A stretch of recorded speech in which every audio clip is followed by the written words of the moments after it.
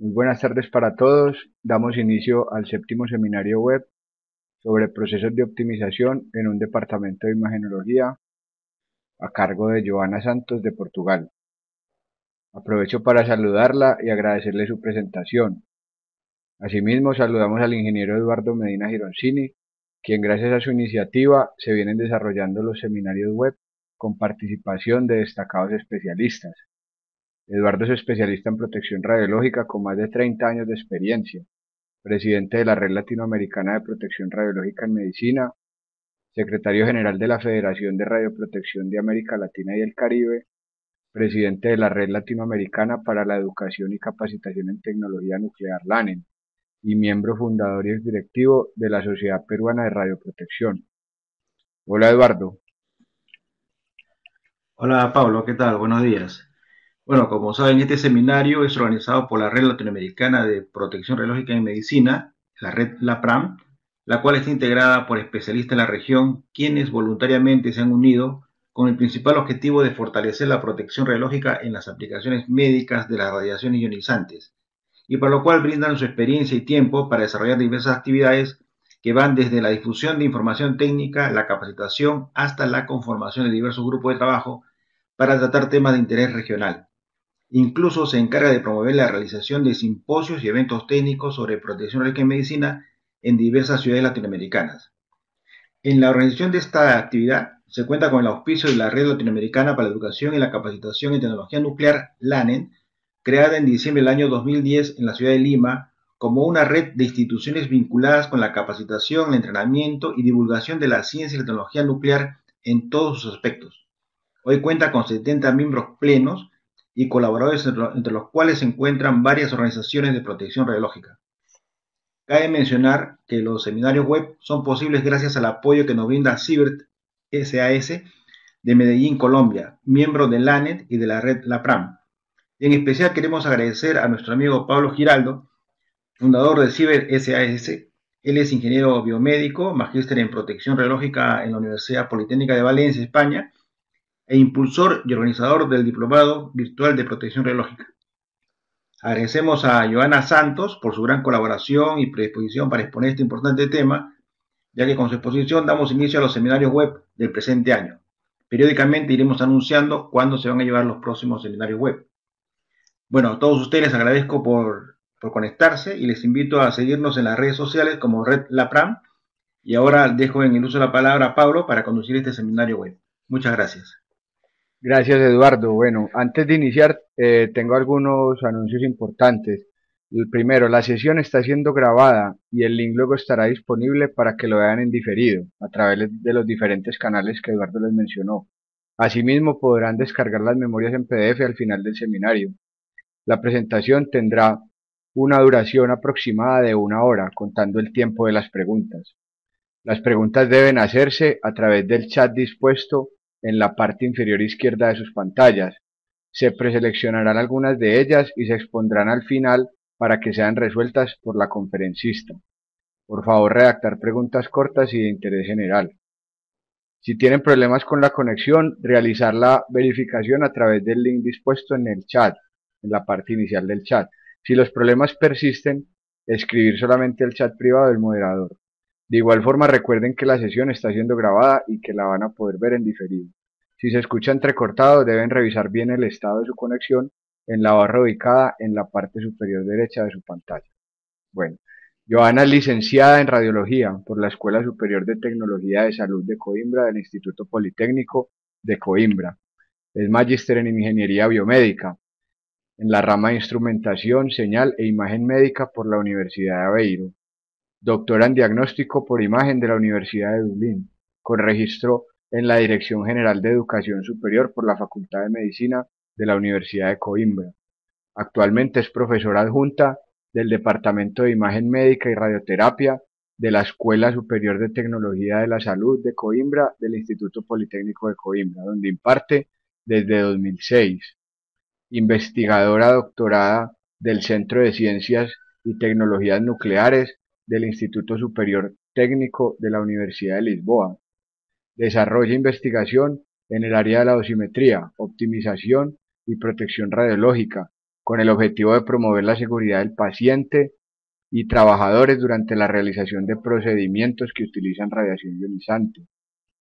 Considerada experta en protección radiológica por la EFIR, colabora con Eurosafe Imaging y la Agencia Internacional de Energía Atómica. Joana, la palabra es tuya, muchas gracias. Puedes iniciar la cámara y el sonido, por favor.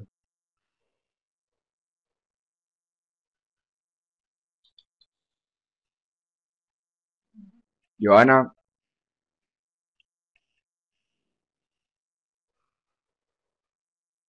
bueno, está arreglando la Já presentación. iniciei Ya o puedes som iniciar e el a sonido y câmara. la cámara.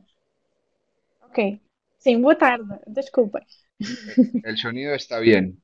Sí. Sim. Eh, en, Penso que está compartido. Joana, en donde está la imagen en Ok. la cámara, dale clic por favor a Oh, iniciar uso perdão, compartido. já entendi. Hay un cuadrito ahí Sim, para que ya se comparta ok. la imagen de tu cámara. Sim. Mas a minha apresentação já está visível, certo? No, dale en donde está Sim. Muito donde te obrigada. veas tú, Peço ahí hay perdão por este. en la mitad hay un botón que dice iniciar uso compartido. Dale clic ahí. Ahora sí, ya, ahora sí. ¿Cómo estás? Listo, y ya puedes iniciar la presentación.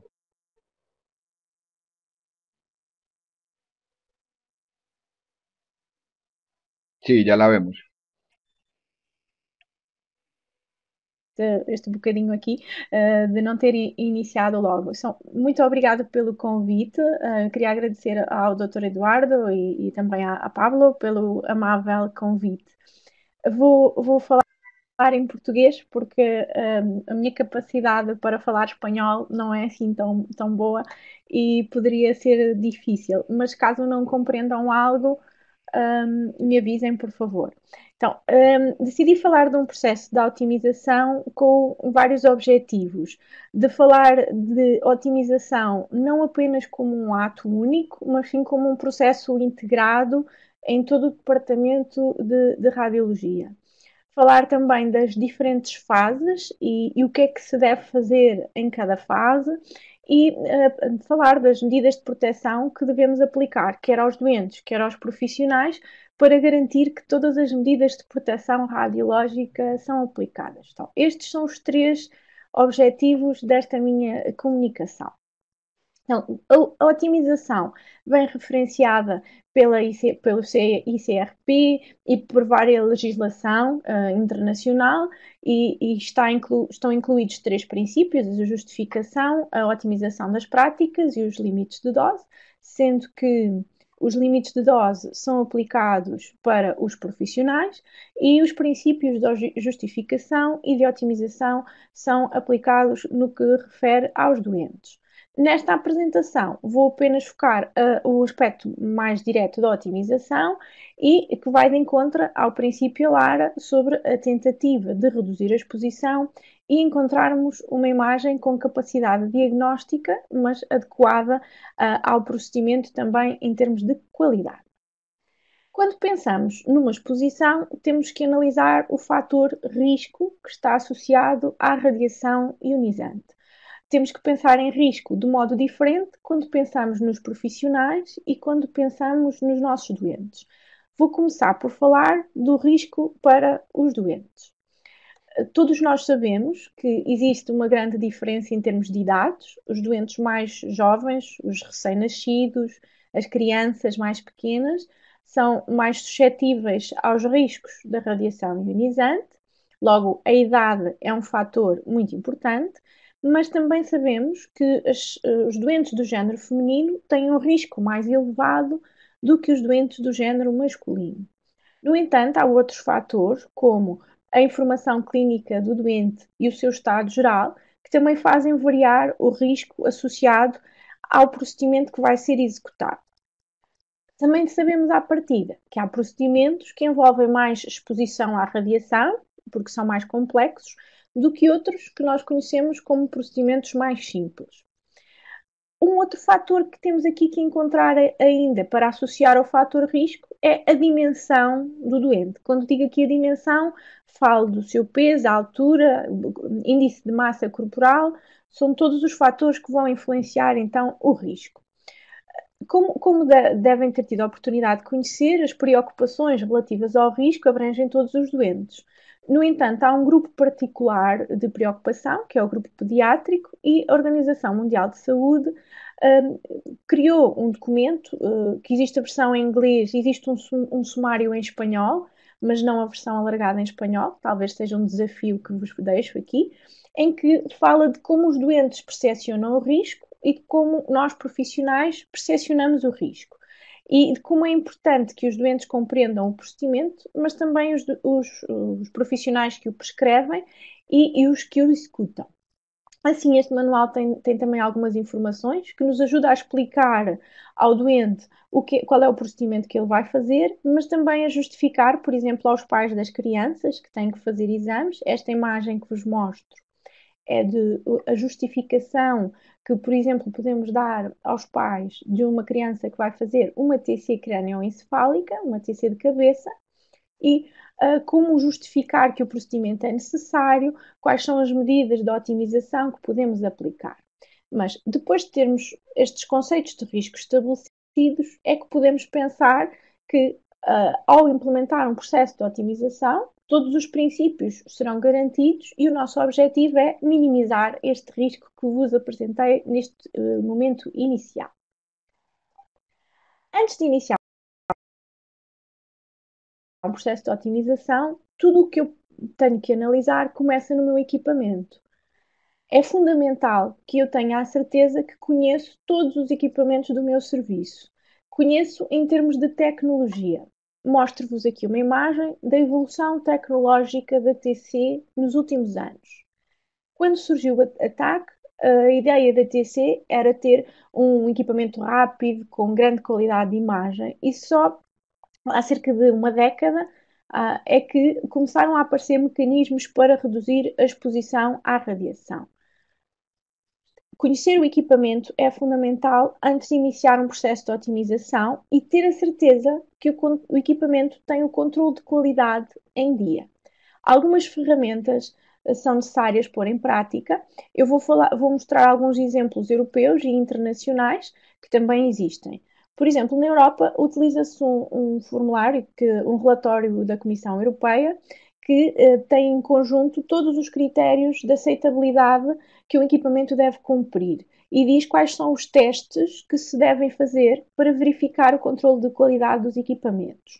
Existem muitos manuais diferentes, não é importante qual é o manual que se usa, o importante é usar um que está de acordo com as recomendações, ou da Agência Internacional de Energia Atómica, ou da Associação de Física Médica, ou este exemplo da Comissão Europeia. Neste exemplo, os equipamentos que são considerados inaceitáveis para exposição à radiação dos nossos doentes têm os critérios que aqui vos apresento. Chamo a atenção para o fator de, atualmente, não ser aceitável nós termos equipamentos que não informem o valor da dose do exame que acabamos de realizar. Para cada equipamento há critérios estabelecidos e testes de controle de qualidade dedicados. Importante ter a noção de que o ano do equipamento também é fundamental para que se analisem os requisitos que são exigidos pela lei. É também importante percebermos que, se realizarmos procedimentos pediátricos, temos que ter protocolos e temos que ter, no caso da radiologia geral e no caso da fluoroscopia, a opção de remover a grelha do equipamento. Para todos estes equipamentos, para a radiologia geral, para a fluoroscopia e para a mamografia, e para a TC, para todas as modalidades de imagem, existem diversos relatórios só sobre o controle de qualidade e sobre guidelines. Então, depois de garantirmos que todo o controle de qualidade do equipamento é correto e executado, temos que passar para uma análise da nossa prática diária. Porquê que é importante começar pelo controle de qualidade? Porque tudo o que podemos medir em seguida não será correto se o equipamento não tiver o controle de qualidade em dia. Daí ser um pilar fundamental. Então, vamos passar para o que é a análise da nossa prática. O nosso objetivo é verificar se a minha prática é próxima ou afastada do que são as boas práticas que estão descritas na literatura. Eu preciso de perceber se o meu centro, o meu departamento, está próximo do que é o último estudo que saiu e de acordo com o meu equipamento que está instalado. Então, medir é fundamental. Se não medirmos, nunca erramos e por isso precisamos de ter a noção dos nossos valores para nos podermos comparar com os outros e melhorar as nossas práticas. Então, o que é que vamos medir? Primeiro aspecto a medir é analisar se os exames que estamos a realizar estão de acordo com o que é recomendado. Aqui é importante o apoio do radiologista nesta fase e podemos usar algumas referências, como as referências do Colégio Americano de Radiologia, do ACR, ou as referências mais conhecidas aqui na Europa, que são o iRefer do Colégio Inglês do Reino Unido, que até existem na aplicação para um smartphone e que ajudam a orientar quem prescreve exames. É fundamental perceber se os exames que fazemos estão de acordo com este princípio. Temos depois, ainda nestas plataformas, acesso à informação relacionada com a radiação. Por isso, há exames que nos devem preocupar mais do que outros. Segundo ponto a analisar, e que às vezes acabamos por descurar, é a frequência de exames. A frequência de exames permite-me conhecer o meu departamento. Eu saber se faço mais TCs cardíacas ou se faço mais estudos neurológicos é um ponto fundamental para eu orientar o meu processo de otimização, porque devemos otimizar primeiro os procedimentos que fazemos em mais quantidade, porque serão os que vão ter mais impacto nos nossos doentes. Então, é fundamental percebermos o tipo de doentes e o tipo de procedimentos que mais realizamos nos nossos departamentos. Também, se tivermos procedimentos pediátricos ou de radiologia de intervenção, devemos ter uma especial atenção para estas situações específicas. Alguma dificuldade que vamos encontrar quando queremos analisar a frequência tem a ver com a codificação de exames. Se compararmos os países, há países que têm muito poucos códigos para procedimentos e há outros países que têm inúmeros códigos. A codificação de exames faz com que, quando nós vamos à procura de um procedimento pelo código do nosso PACS, encontremos o procedimento correto. Nem sempre isso acontece e às vezes estamos a comparar procedimentos diferentes. Então, depois de analisarmos a frequência, vamos olhar para os nossos protocolos. Vamos perceber quais são os presets, isto é, os protocolos que estão pré-estabelecidos no nosso equipamento e perceber se eles são adequados à variabilidade dos doentes e se são usadas tecnologias como ferramentas que já vou falar mais à frente e se também há variabilidade com a informação clínica. Só depois destes 3 passos é que vamos passar a analisar níveis de referência de diagnóstico. E podemos executar de 2 maneiras, quer de forma retrospectiva, quer de forma prospectiva. Na forma retrospectiva, por vezes, alguns centros não têm dados sobre o tamanho do doente, o seu peso e a sua altura. Podemos aqui usar o diâmetro, por exemplo, em algumas situações. Na forma prospectiva, temos que esperar e demora um pouco mais, mas conseguimos realizar os procedimentos. Hoje em dia, alguns centros já têm sistemas automáticos de monitorização de dose para calcular níveis de referência diagnóstico. No entanto, é preciso entender os valores e analisar com uma perspectiva crítica os resultados. Então, falando de dose, já falei de dose várias vezes aqui ao longo da nossa apresentação, temos diversos tipos de dose que são importantes de distinguir. O conceito de dose do doente, que é um conceito associado ao risco, por onde eu comecei a minha apresentação, à dose efetiva. O conceito de dose no órgão, que normalmente não está disponível nos nossos equipamentos na área da radiologia. A dose do exame, que está disponível nos nossos ficheiros de dose. e a dose no staff, que é a nossa monitorização. Por vezes, alguns profissionais falam de dose quando estão a falar de parâmetros de exposição. No entanto, este conceito não é correto. Temos que distinguir o que são descritores de dose e também identificar quais são os doentes padrão. Um doente padrão é um doente diferente na idade adulta do que na idade pediátrica. Quando pensamos num doente padrão, definimos um doente com um peso de aproximadamente 70 kg e de aproximadamente 1,70 m de altura. E quando estamos a falar num doente pediátrico, dividimos os doentes em idades e também em escalas de pesos, de acordo com as recomendações do projeto PIDRL e também do relatório da Comissão Europeia, em que há uma categorização pediátrica. Então, é importante conhecer o que é a dose no exame versus a dose no doente. Isto é fundamental diferenciar. Falei aqui de doente padrão, no entanto, nós temos uma variabilidade de doentes e, por vezes, a dose do exame não nos mostra este fator. Por exemplo, um conceito fundamental é perceber que o nosso equipamento só nos dá o valor da dose do exame e nunca nos vai dar o valor da dose que o doente foi exposto. Vamos então analisar o que é que o nosso equipamento nos mostra. Na radiologia geral, quando nós fazemos uma radiografia, temos aqui o exemplo, o equipamento dá-nos o valor de DAP. Na fluoroscopia também surge o valor em DAP. Podemos encontrar alguns equipamentos que nos mostram o valor em dose à entrada da pele, mas a maioria dão-nos o valor em dose área-produto. É importante estar atento à unidade em que nos surge o DAP no nosso sistema. Alguns sistemas, algumas salas de radiologia de trabalho têm uma unidade de DAP e quando chegamos ao PACS, a unidade utilizada mudou uma casa decimal. Estejam atentos ao analisar os vossos valores de dose. Outro fator que temos que ter em conta quando analisamos DAP e estamos a testar um processo de otimização é que o DAP tem alguns problemas.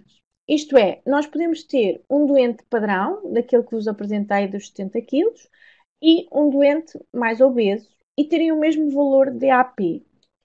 Podem ter acontecido diferentes coisas, mas uma delas é, por exemplo, a distância da ampola à fonte, ao receptor de imagem, e a área de colimação utilizada.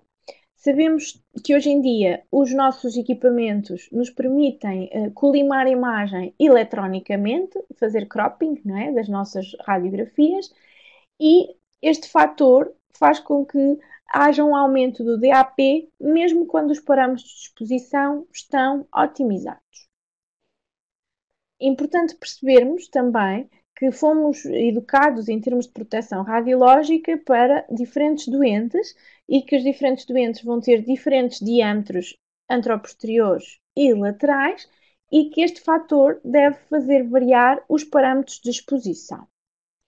Quando passamos para a ATC, sabemos que temos um descritor de dose, que é o CTDI, que é calculado com base em fantoma. E, atualmente, os nossos sistemas avisam-nos qual foi o fantoma utilizado para o cálculo. Este exemplo que mostro é um fecheiro de dose de um equipamento Siemens com um fator de ponderação associado ao fantoma de corpo de 32 cm. Um exemplo aqui da General Electric com um fantoma de cabeça de 16 cm. É importante compreender o que nos indica o nosso fecheiro de dose. Um doente com o mesmo valor de CTDI não significa a dose do doente, mas sim, volto a referir, a dose do exame. Imaginem uma criança, um ninho, né, com pequenas dimensões em comparação com um adulto de grandes dimensões para o mesmo valor de CTDI. Temos que calcular nestes casos, para exames de corpo, uma conversão para Specific Size Dose Estimate, SSDE, que os americanos descrevem, utilizando um fator de correção baseado no diâmetro do doente para ter a certeza, ou isto é, para ter um valor de dose de exame adequado ao tamanho do doente. Sabemos que o CTDI é depois utilizado para calcular o DLP. Também temos que ser críticos quando analisamos o DLP, porque podemos ter dois doentes com alturas muito diferentes e a altura da range vai ser maior ou menor consoante a altura do doente. Uma atenção para o Specific Size Dose Estimate, pela variação que nós encontramos quando comparamos doentes pediátricos versus doentes adultos, e quando analisamos fecheiros de dose de TC e olhamos para o valor de CTDI e ele foi calibrado para fantomas de adulto, como vos mostrei há pouco, normalmente são calibrados para 32 cm ao 16, temos que corrigir o valor do CTDI usando este fator de 2.5 para a área da pediatria. Então, DAP, SD, CTDI e DLP são descritores de dose que nos dão a dose do exame. Um exemplo prático. Um doente que realizou uma radiografia do tórax, uma angiografia cerebral e uma TC vai ter doses de exame descritas em unidades diferentes. A radiografia e a angiografia em DAP e a tomografia em DLP. Neste caso, nós não podemos somar os DAPs, porque não vão ser úteis, são de regiões anatómicas diferentes, nem podemos somar DLP, que é o caso da TC. Temos que converter cada um destes procedimentos, cada uma destas doses de exame, em dose efetiva, usando para isto tabelas de conversão que têm em conta a região anatómica que estamos a estudar e o tipo de procedimento e ainda se estamos a falar de doentes adultos ou doentes pediátricos. Com este cálculo, nós vamos ter em conta a radiosensibilidade da região anatómica e assim podemos somar procedimentos. Por exemplo, na área da radiologia geral, para radiografias, apresento-vos uma tabela aqui de fatores de conversão, tem em conta a idade pediátrica e os adultos, para as regiões anatómicas de tórax, abdômen e pelvis.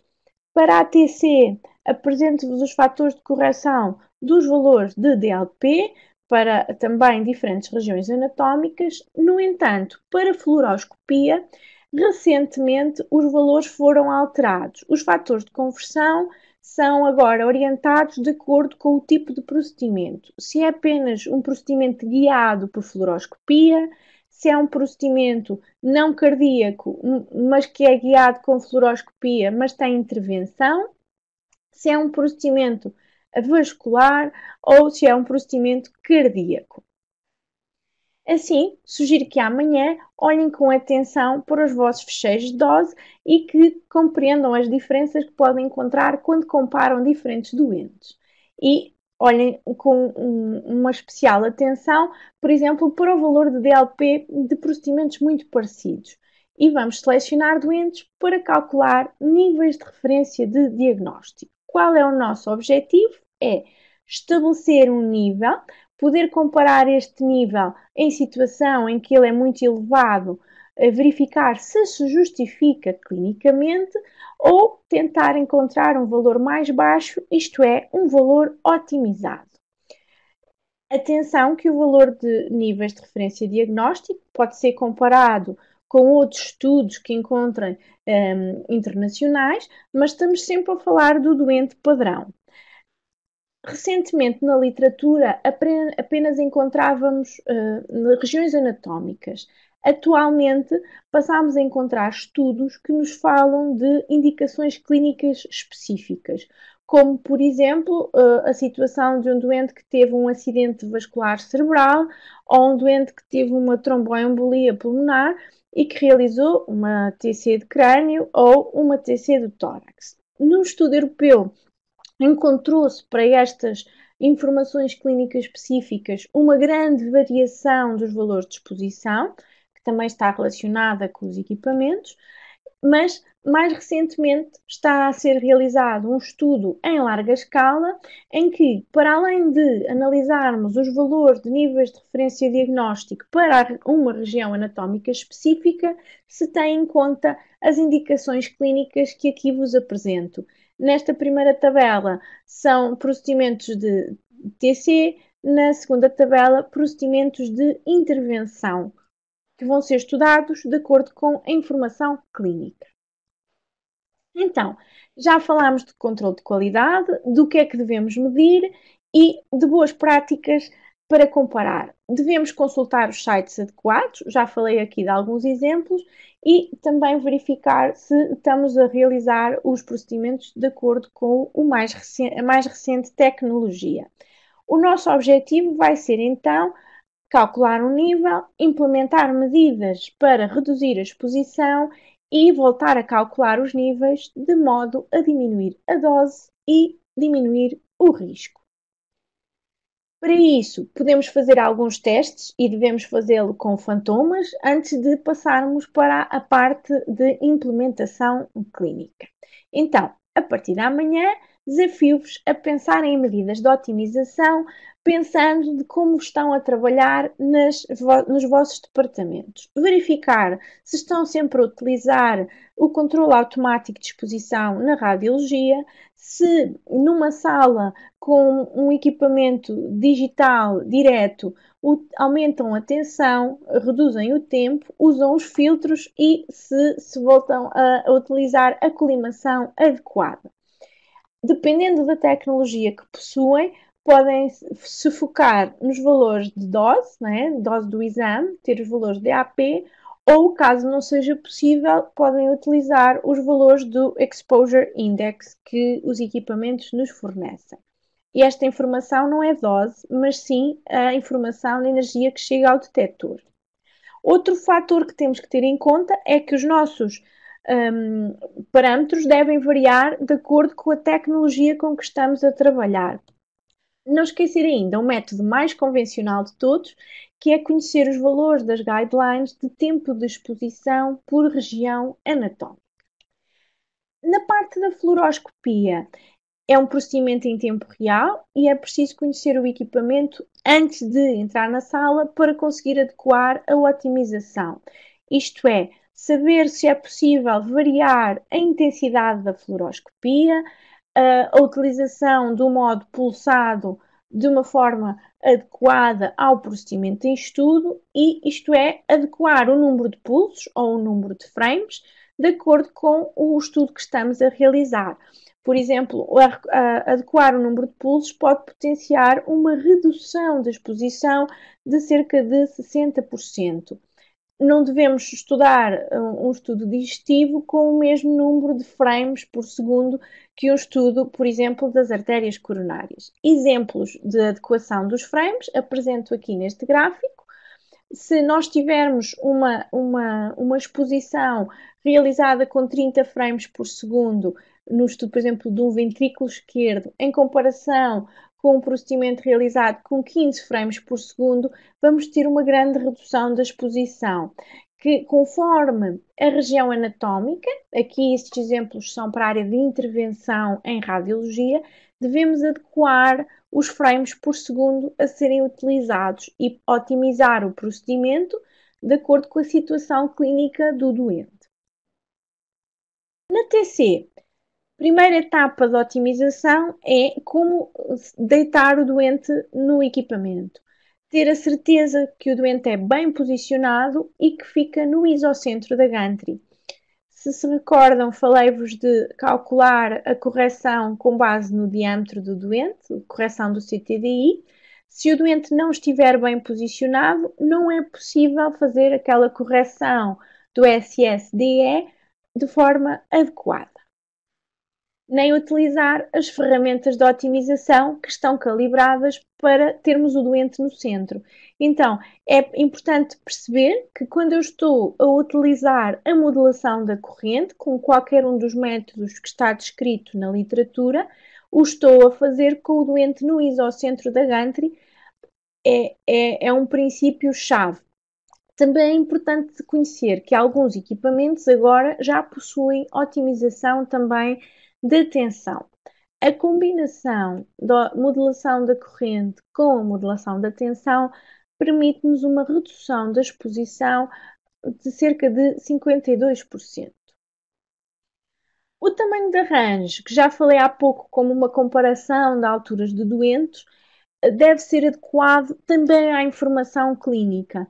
Isto é, o exemplo da Agência Internacional de Energia Atómica, quando comparamos uma TC de rotina ou uma TC para tromboembolia pulmonar, quando fazemos um estudo à coluna, devemos ter em conta que cada centímetro aumentado na nossa aquisição vai corresponder a um aumento da exposição do nosso doente que poderia ser utilizado para a realização de outros exames. Este exemplo que vos apresento é de um estudo da Eurosafe Imaging, que está disponível no site, podem consultar, sobre o número de radiografias correspondentes a um aumento de 2,5 centímetros na range da aquisição. Se tiverem um equipamento com reconstrução interativa, é mais fácil otimizar, podem escolher a intensidade da modulação com que estão a trabalhar, ou então ter uma melhor qualidade de imagem e manter a exposição que estão a utilizar. No entanto, nem sempre a tecnologia de equipamento é a que gostaríamos e temos que otimizar independentemente do equipamento que possuímos. Assim, é preciso conhecer bem o equipamento e adequar algumas das medidas que vos apresentei aqui. Um foco importante na área da pediatria. Todos nós sabemos que os doentes pediátricos têm maior sensibilidade à radiação e que temos que adequar o protocolo à criança em estudo. E já falei há pouco da divisão pediátrica, que é muito complexa. Nós podemos ter crianças que vão dos 3 aos 100 quilos e as medidas de otimização têm que ser aplicadas em todas estas categorizações pediátricas. Assim, é importante perceber que nem sempre temos uma balança para avaliar o peso da criança em acesso e que o arranjo de idades ainda é um conceito bastante útil para os procedimentos de corpo, fazendo esta correspondência, e é utilizada nos procedimentos de cabeça como sendo a recomendação por idades. Então, na radiologia pediátrica, a utilização de grelha está associada ao diâmetro da estrutura a radiografar. É um desafio analisar o tamanho da criança. Volto a referir a variação entre 3 e 100 kg, por exemplo. Mas existem outros desafios, como, por exemplo, as câmaras de ionização. Todos nós utilizamos as câmaras de ionização para ativar o controle automático de exposição. No entanto, nem sempre a nossa criança fica onde nós gostaríamos e, por exemplo, numa radiografia do tórax, em que gostaríamos de selecionar a câmara de ionização lateral direita, dependendo do tamanho da criança, a câmara poderá não corresponder ao centro do tórax, mas sim a uma região anatómica diferente, e sendo mais um desafio a acrescentar ao que vos apresentei para a idade adulta. Na área da pediatria, existem muitas campanhas. Se for de vosso interesse otimizar em pediatria, podem consultar campanhas dedicadas à radiologia, à fluoroscopia e à TC, estão no site da Imagently, e também na Eurosafe colocar questões. Mais recentemente foram criadas novas campanhas na área dentária, na área da TC cranioencefálica e na área cardíaca e da medicina nuclear, que apresentam medidas de otimização dedicadas à pediatria. Então, adequar a dose não é apenas reduzir a dose, porque reduzir a dose faz com que se possa perder um diagnóstico. Ter uma exposição elevada faz aumentar o risco nos nossos doentes. O difícil é encontrar o equilíbrio desta balança. Então, A quarta fase a implementar é a avaliação da qualidade de imagem com base na dose do exame. A qualidade de imagem deve ser construída e deve ser abordada de diversas formas. Devemos fazer avaliação da qualidade de imagem de forma objetiva e subjetiva. Passando à avaliação da qualidade de imagem, volto ao controle de qualidade, porque a maior parte de nós pensa em controle de qualidade do equipamento radiológico e esquece um pouco os monitores e os sistemas de visualização.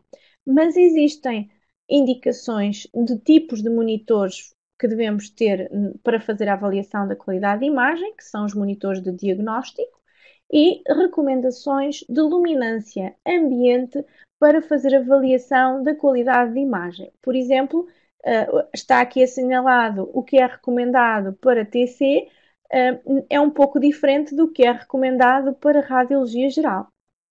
É importante perceber em que condições se relata e se aprova medidas de otimização em termos de qualidade de imagem. Então, a qualidade de imagem de forma objetiva é uma forma um pouco mais fácil de executar. Por norma, os clínicos não gostam muito destes valores, mas são medidas de ruído, contrast noise ratio, relação sinal-ruído, resolução espacial, resolução de baixo contraste, entre outras, e que podem ser feitas em fantomas, em doentes ou em situações de patologia específicas. Outro método de avaliação é a avaliação subjetiva da qualidade de imagem. Neste caso, devemos recorrer a tabelas, existem nas guidelines de radiologia geral e de TC, que têm perguntas específicas que são obrigatórias cumprir para que o exame seja aprovado clinicamente. Estas perguntas, para além de serem anatómicas, têm depois 3 perguntas sobre ruído, resolução espacial e aceitabilidade diagnóstica.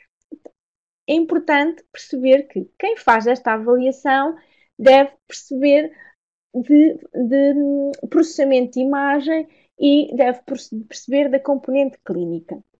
Quem faz a avaliação objetiva deve manter os critérios de dimensões de ROIs, de regiões homogéneas, e quem faz a observação do ponto de vista subjetivo deve ter uma habituação clínica a este procedimento. É recomendado que os observadores tenham pelo menos 5 anos de experiência profissional. Então, todas estas peças nos fazem um puzzle em que garantimos que a avaliação da qualidade de forma objetiva é mensurável, isto é, eu tenho um valor que me permite comparar a qualidade antes e depois do processo de otimização e também nos permite garantir de forma subjetiva que os clínicos aprovam ou não aprovam as nossas imagens. Falei das várias... Oi, perdão, não sei o que aconteceu. Peço desculpa, o meu PowerPoint deixou-me ficar mal. Tranquila, dale tranquila. Perdão, vou já voltar para o sítio. Falei do processo de otimização como... Sim. O meu computador está-me a bloquear. Falei do processo de otimização como etapas dedicadas sempre ao doente e à imagem, mas não nos podemos esquecer de nós, certo? O staff.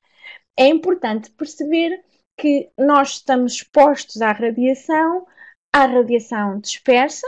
Quando estamos a realizar um procedimento, este envolve radiação ionizante que advém da interação da radiação com a matéria, e esta radiação dispersa é a que prejudica os profissionais envolvidos no procedimento.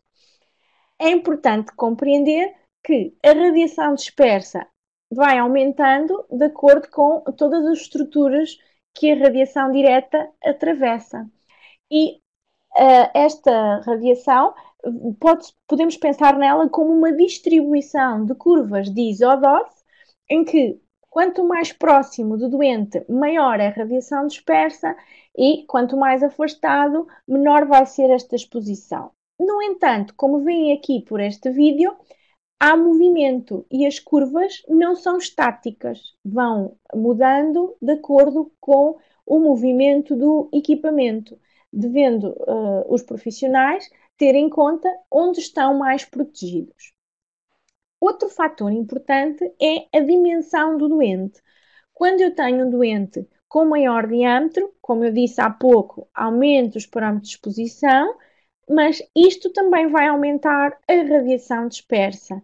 E então, nós não podemos deixar de fazer procedimentos a doentes obesos, temos é de ter medidas de proteção radiológica mais efetivas quando temos doentes maiores. Temos que estar mais atentos ainda.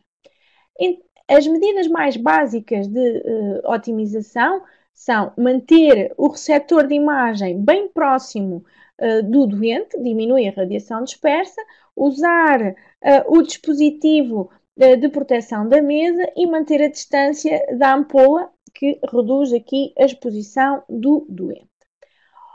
Outro fator que nós, por vezes, que trabalhamos com a radiação todos os dias, esquecemos, é o risco a que estamos expostos sobre o ponto de vista de desenvolver uma patologia radioinduzida.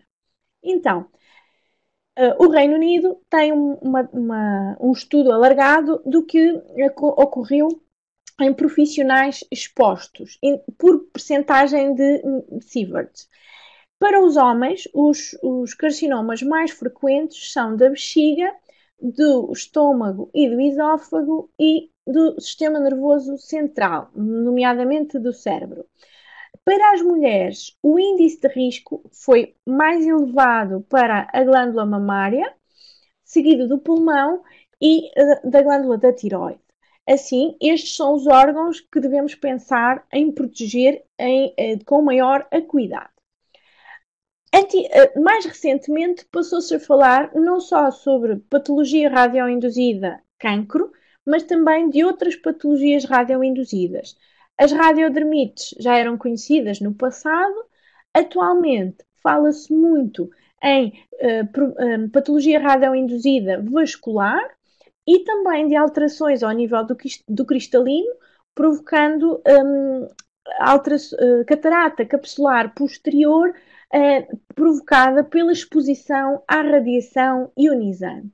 Então, para além de tudo, o que eu ponho neste slide, é fundamental que os profissionais de saúde analisem a sua própria saúde, usando de preferência procedimentos que não envolvam radiação ionizante. No entanto, no dia a dia, temos que utilizar medidas adequadas, como a utilização de avental. Se formos primeiro operador, usar um avental fechado que nos protege nas zonas mais radiosensíveis. Aqui um cuidado especial para as senhoras que utilizam avental que nem sempre está ajustado ao nível da axila, sobretudo quando são primeiro operador, é aconselhável o uso da manga e colar protetor de tireoide em todos os procedimentos. Também a questão do cristalino estar protegida é muito variável. O tamanho dos óculos, desculpem que eu não sei como é que se diz óculos em espanhol. O tamanho dos óculos deve ser adequado à face, de modo a que a radiação no cristalino seja mesmo diminuída. Esta porção lateral das lentes tem que existir e tem que estar próxima da face. Caso contrário, ter óculos ou não vai dar resultado. Para além das medidas de proteção que devemos utilizar, devemos estar monitorizados com um dosímetro de corpo inteiro e, se for possível, um dosímetro de cristalino e um dosímetro de extremidades, sobretudo para primeiro operador. Então, a legislação mudou recentemente em Portugal, não sei se o mesmo aconteceu convosco, mas ao nível europeu passámos a ter um valor de exposição no cristalino muito mais reduzido, tínhamos um valor anterior de 150 millisieverts ano e com a nova diretiva comunitária, a Euratom, passámos para o valor de 20 millisieverts para a região do cristalino. Então, todo este processo de otimização está montado. O problema para pôr em prática, às vezes, são as pessoas. E lógico que é muito variável a cultura e os profissionais que temos no mundo. No entanto, devemos fazê-lo sempre em equipa. E está documentado no relatório da Comissão Europeia 159, que é um relatório dedicado a auditorias clínicas, que membros devem fazer parte da equipa por modalidade de imagem, sendo muito mais simples a equipa quando só temos radiografias, em comparação com equipas com procedimentos mais complexos. Na legislação europeia, criaram-se agora 3 novas entidades. Temos um profissional que é responsável pela proteção radiológica, que é um RPO, Radiation Protection Officer, um Radiation Protection Expert e um físico médico. Estes 3 níveis estão a ser definidos na Europa como um conjunto de profissionais que trabalha em prol de aplicação de medidas de otimização e de auditoria. No fundo, são os profissionais que organizam todos os outros para otimizarem os procedimentos. Assim, uma sugestão de como trabalhar em equipa, deixando o controle de qualidade para o físico médico em conjunto com o radiographer, técnico de radiologia, radioterapia, medicina nuclear, como sendo quem pode fazer os testes mais diários e dando apoio ao físico médico, trabalhar em conjunto com o radiologista para as medições todas que vos falei, de justificação, de níveis de referência diagnóstico e de implementação de práticas com uma discussão alargada a toda a equipa.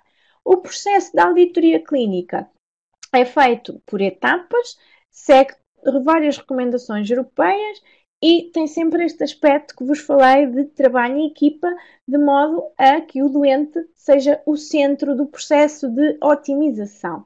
Este manual de auditoria clínica é dedicado aos departamentos de radiologia, radioterapia e medicina nuclear. A nova legislação que nos aparece agora na Europa traz-nos desafios. Queria só partilhar convosco o que mudou na nossa prática, porque a BSS europeia não é assim tão diferente da BSS internacional como recomendação. Então, os princípios que já existiam de justificação, otimização e limites de dose, tudo se mantém com algumas adequações. No entanto, esta nova legislação traz-nos a obrigatoriedade de informar os doentes sobre o risco, e daí eu ter começado por aquela componente, e ter consentimento informado de que o doente sabe que vai ser exposto a radiação ionizante. Não posso realizar um procedimento que envolve radiação sem que o doente permita que eu utilize radiação. Depois passamos também a ter o desafio de todos os nossos relatórios médicos, para além da componente clínica, terem o valor da dose da exposição a que o doente foi submetido. E todos os serviços, todos os departamentos passam a ser obrigados a estabelecer os seus níveis de referência diagnóstico, os DRLs, e a comparar as suas práticas com os níveis do país e da Europa. E a implementar estas auditorias que vos apresentei agora, segundo este modelo que está estabelecido pela Comissão Europeia. Então, com todas estas etapas do processo de otimização, desafio-vos a começarem a implementar amanhã nos vossos departamentos. Penso que será um desafio que devem ter em conta que é um processo contínuo, não é? Que começa com uma análise da prática, um plano de otimização e depois de pôr estas medidas em prática conseguimos melhorar o nosso procedimento. E é um processo que deve ser adequado à nossa prática diária. Quando temos um novo equipamento, quando temos um doente, cada vez que um doente entra na sala, temos que aplicar as medidas de otimização dedicadas a cada procedimento e a cada condição clínica. Por isso, considero que é mesmo um desafio diário.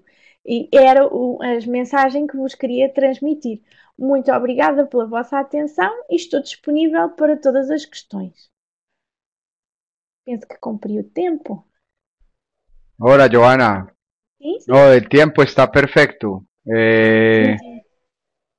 Terminaste ya. Muchas gracias, Joana, por Sim, compartir sim. tu conocimiento con todos nosotros. Felicitaciones por tu magnífica presentación. La verdad fue muy ilustrativa y bueno, ayudaron mucho las imágenes y todo. Con el idioma no creo que haya mucho problema. Pues si bien es cierto, la mayoría de los que están conectados son de habla hispana, se entendió muy bien, la verdad. Preguntas hasta el Obrigada. momento no han realizado, no tenemos preguntas en el chat. Si tienen alguna, por favor la van indicando. Si no, pues vamos dando por terminado oficialmente esta séptima experiencia de muchas. Nuevamente gracias Joana, gracias Eduardo y gracias a cada uno de los participantes que Sim, estuvieron conectados y atentos durante el seminario. Cuéntame. disponibilizo o meu e-mail caso tenham dúvidas e queiram enviar. Ah, Podem sí. utilizar o meu e-mail Ujú. para fazer questões. Claro que sí. Ahí dejamos el email de Joana entonces para cualquier cosa. Bueno, Joana, muchas gracias. Recuerden que posteriormente se les enviará información sobre este y los futuros seminarios, ¿no? Un abrazo para todos. Obrigada.